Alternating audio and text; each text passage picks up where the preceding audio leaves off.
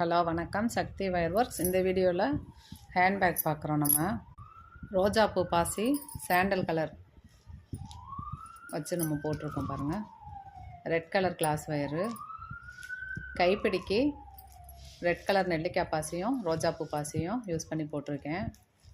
இதுக்கு பார்த்திங்கன்னா 3.5 ஸ்கேல் அளவு வயர் எடுத்திருக்கோம். 3.5 ஸ்கேல் அளவில் 12 வயர் எடுத்திருக்கேன். அகலம் 5 வருஷம் போட்டிருக்கோம். சுத்து வயரு 5.25 ஸ்கேல் அளவு எடுக்கணும். சுத்து வயர் 5.25 ஸ்கேல் அளவு எடுத்துக்கிறணும். மேலே ஹைட்டு 8 வருஷம் போட்டிருக்கேன். ஹைட்டுக்கு 8 வருஷம் போட்டுட்டு கைப்பிடிக்கு 6 ஸ்கேல் அளவு.